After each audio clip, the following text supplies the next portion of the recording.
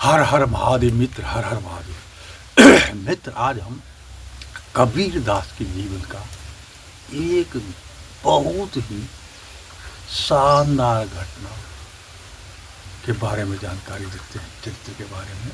और ये उनके संघर्षपूर्ण जीवन का फाइनल घटना है। संघर्षपूर्ण जीवन क्यों हम कर रहे हैं कि वैसे तो संत जो है, साधु संत है, उसके जीवन में क्या संघर्ष होता होगा। लोग तो समझते हैं चलो भाई फक्कर आदमी रहता है, उसके जीवन में क्या उतार चढ़ाव होता है। लेकिन हर एक मनुष्य के जीवन में जो देहधारी है, जो शरीर पर ये पृथ्वी पर आया, सबके जीवन में उतार चढ़ाव होता ही रहता है। कबीरदास जी का भी जो प्रारंभिक जिंदगी था, उसमें भी वैसे तो उनको उनके जीवन में बचपन से ही ढेर सारे चमत्कार हो रहे थे, इसमें कोई संदेह नहीं है। लेकिन उसके बाद भी लोग जो मानने के लिए तो तैयार नहीं होता है। खास करके जहाँ वो रहते थे, काशी। काशी जो है सो भोलेनाथ का गढ़ जगह है, और वहाँ वो विद्वानों का गढ़ भी कहा गया है, और विद्वानों का राजधानी काशी ही नगरी है। क्योंकि स्वयं गुरुदेव यानी विश्वनाथ वहाँ पर है, विराजमान है भोलेनाथ, तो उसको ही वहाँ पर सारे हमारे जो शैक्षणिक व्यवस्था है वहीं पर है। हिंदू विश्वविद्यालय भी आज भी वहाँ पर है। बनारस काशी का हिंदू विश्वविद्यालय का मान्यता पूरे विश्व में विख्यात है। तो वहाँ विद्वान भी हैं, इसमें कोई संदेह नहीं है। अनादिकाल से हैं, और अनादिकाल तक जब तक यह सृष्टि रहेगा तब तक तो है ही। तो वैसे उस जगह में जहाँ जो विद्वानों का गढ़ है, बड़ी बड़ी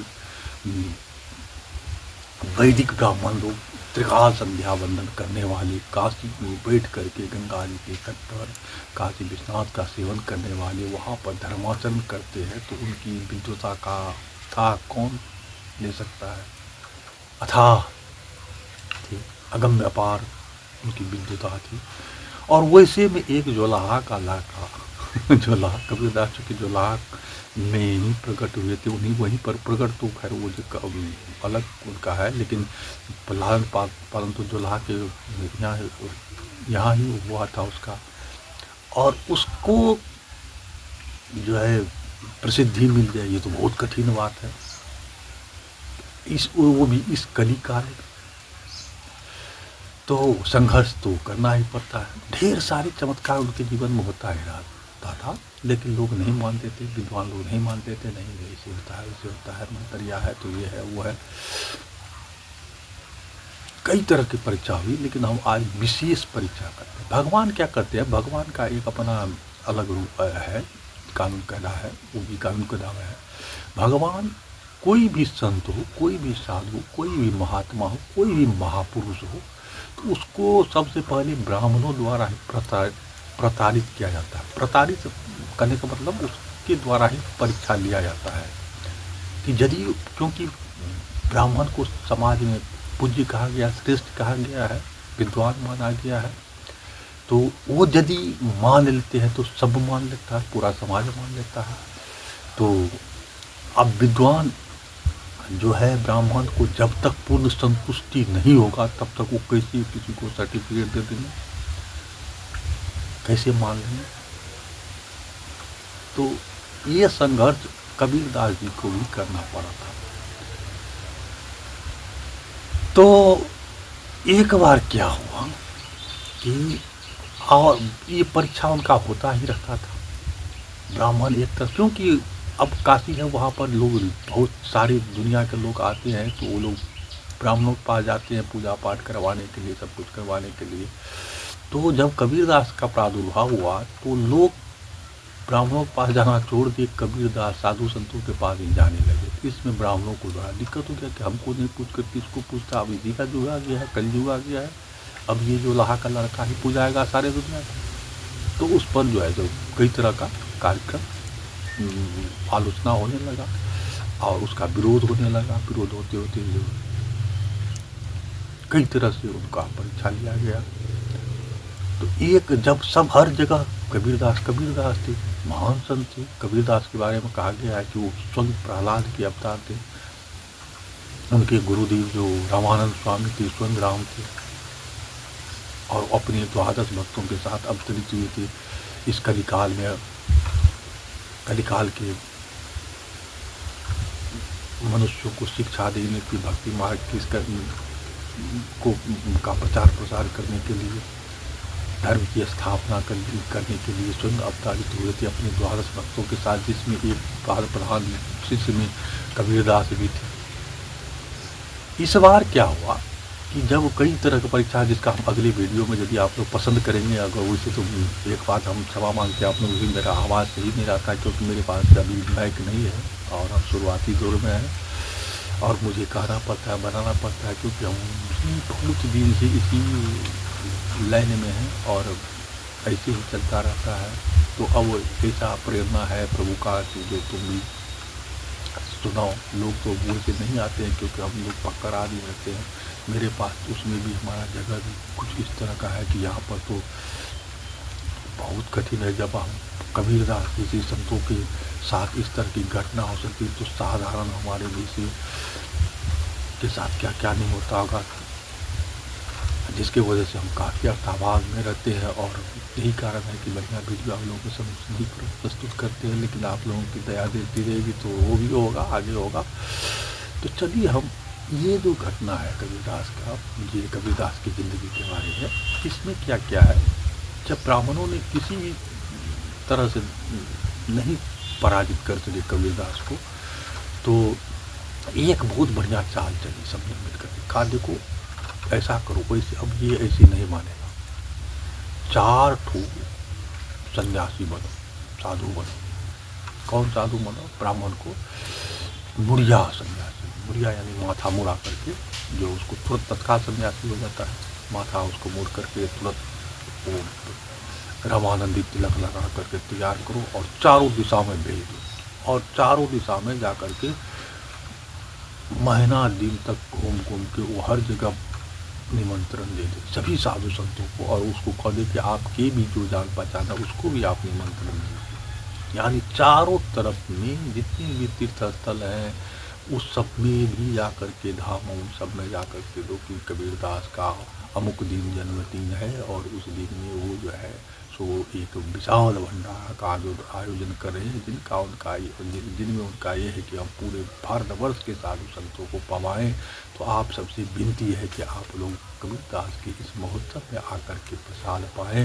ये कबीरदास की तरफ से विनती है। और आपसे ये भी विनती है कि आपकी जान पहचान में भी जितने भी साधु हैं उन सभी साधुओं को भी आमंत्रित करें। इस तरह से पूरी भारतवर्ष में जो है सो ये कर दिया गया, आमंत्रण कर दिया गया, कर दिया ठीक है भाई। निश्चित निर्धारण तिथि पर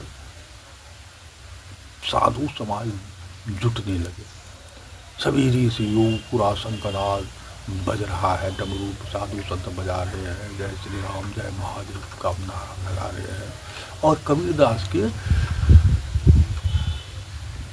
क्या कहते हैं, कबीरदास की तरफ बढ़ने लगे। कबीरदास के पास गया, दंडवत कर, क्या है कहिए, क्या है, बढ़िया है, किधर आए हैं? अरे आप क्या कहते हैं किधर आए हैं? आपने तो आमंत्रण किया है, निमंत्रण भेजा है सबको, और हम लोग आए हैं यहाँ भोजन करने के लिए, भंडारा करने के लिए। आप कहते हैं कहाँ आए हैं, क्या है कहिए? कबीरदास समझो खेला हो गया है, अब तो बड़ा मुश्किल है। कबीरदास को कुछ पता भी नहीं था, बेचारे करे तो करे क्या। इतनी चारों तरफ जो है संतों का जमावड़ा हो गया, चारों तरफ संत ही संत नजर आता था, पूरा काशी भर गया था। चारों 10 दिशाओं के जो है संत भक्त गए थे, पधारे थे वहाँ पर उपस्थित। अब कबीरदास का ठीक है कोई बात नहीं, आप लोग तब तक स्नान ध्यान कीजिए, आप सारा कुछ व्यवस्था हो ही गया है, केवल दही आने में देरी है, दही आया उसके बाद चालू हो जाएगा। और कह करके कबीरदास छुप गए, छुप करके चले गए गंगा जी कछार में। गंगा जी के कछार में जाकर के बैठ करके राम राम करने लगे, प्रभु तुम जानो, तुम्हारा काम जाने, हम अब क्या कर सकते हैं, हमें तो अब कुछ भी करने की हिम्मत नहीं है। तो कहा तो बैठ करके अपना करने। इधर राम जी देखे कि अरे ये तो बड़ा खेला हो गया है, बड़ा मुश्किल है। राम जी है भगवान, तो भगवान है अपने भक्तों के लिए तो सभी तत्पर रहते हैं, और वो भी खोजते हैं कि हमारे भक्त हमें कब मौका दे।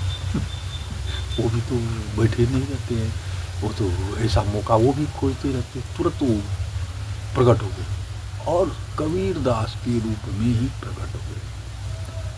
कबीरदास जैसा ये बाना बना लिया, बहुरंगी बाबा बहुरंगी। इसी पर कबीरदास का एक कविता भी है, गाना भी है, बहुरंगी बाबा बहुरंगी। यानी कबीरदास अपने के रूप में वो प्रकट होकर के और अपने जो भक्त थे हनुमान आदि जितने भी थे जामन आदि सबको कहा कि देखो पूरा और रिद्धि सिद्धि सबको ऑर्डर दे दिया कि सबका व्यवस्था करो, कोई भूखा नहीं जाए और सबको मन मर्जी खिलाओ, उनकी इच्छा के अनुसार जो इच्छा होता है उसी तरह का भोजन उसको परोसो। कह करके पूरा व्यवस्था जब भगवान का ऑर्डर हुआ तो प्रकट होगी सबके सब आप चलने लगा भंडारा चाल को। काशी का बनारस का कोना कोना गली गली कोई ऐसा नहीं था जहाँ पर लोग बैठ करके भोजन नहीं करते। पत्ता परोस दिया गया, सब पर उसके अच्छा के अनुसार भोजन परोसने लगा, सब मस्ती में खा रहे हैं, जय श्री राम करके खा रहे हैं, भोजन चल रहा है, अंधाधुंध चल रहा है, प्रेम से भोजन कर रहे हैं। कबीरदास अपना उसी छुपे हुए पड़े हुए है कि अब क्या होगा, कैसे बाहर निकले। जब बहुत देर हो गया तो 4-5 घंटा के बाद कबीरदास जी सोचे कि चलो देखे क्या हुआ नहीं हुआ, अब क्या हो रहा है। तो उंगली उठाकर देखे तो देखे कि अरे वहाँ तक भी आदमी बैठ करके भोजन कर रहा है। तो अब तो कोई दिक्कत नहीं है, चल तो हो रहा है तो हो रहा है, अपना भी पेट बेचारा निकल करके वो भी एक जगह बैठ गए। बैठे कि भगवान है, वो तो नजर पड़ गया भगवान, अरे देखो एक साधु आ गया, इसको दो पत्तल दो, ये दो वो दो। और कहा कि अरे तुम जो है सो घर का मालिक होकर के और पंगत में बैठता, तुमको तो सबसे बाद में खाना चाहिए, तुम पहले करता है, तुम ही भंडारा किया, तुम ही करता घर का मालिक होकर के। कबीरदास एकदम बुरी में झुका कर जो है सो क्या करे लाज, कुछ नहीं देख रहे हैं, कुछ नहीं बोल रहे हैं, इस तरह से अब सर उठाए। लेकिन कबीरदास को ये हुआ कि देखिए भगवान कैसे लग रहे हैं। तो धीरे से आँख उठाकर देखते हैं तो देखिए अपने ही रूप में साक्षात प्रकट। अब तो और वो आँख नीचा करके जो है सो एकदम इधर पूरा भंडारा हुआ, सब के सब जो है दसों दिशाओं के यहाँ से आए हुए जितने भी साधु संत थे, बल्कि वहाँ का भी जो ग्रामीण था सबको परिपूर्ण हो भोजन करवाए, भंडारा करवाए, पंकज करवाए। प्रभु श्री राम अपने अपने हाथ से भंडारा करवाए। ये है संतों की महिमा, ये है संतों की गरिमा, ये है सनातन धर्म, ये है हिंदू धर्म, ये है भारतवर्ष और ये है भारतवर्ष के हिंदू समाज। क्या किसी अन्य पंथों में इस तरह की धर्म, इस तरह के पुरुषों की कल्पना भी आज तक हुई है कहीं? क्या आप जानते हैं कोई हिंदू के सिवा और किसी भी धर्म में कोई महापुरुष आज तक पैदा हुआ है? उसके बाद भी हमारे धर्म के बहुत से लोग जो है सो विधर्मी हो रहे हैं। नाम का भी बहुत से हिंदू है, लेकिन उनका काम हिंदू का नहीं हो रहा है, वो भी गए गुजरे निकले जा रहे हैं, क्योंकि उनको अपने धर्म की महत्ता के बारे में पता नहीं है, वो अपने धर्म को जानना नहीं चाहते। क्योंकि यह मार्ग कठिन है थोड़ा सा, क्योंकि यह हमारा जो कर्म है, हमारा जो धर्म है, हमारा जो रास्ता है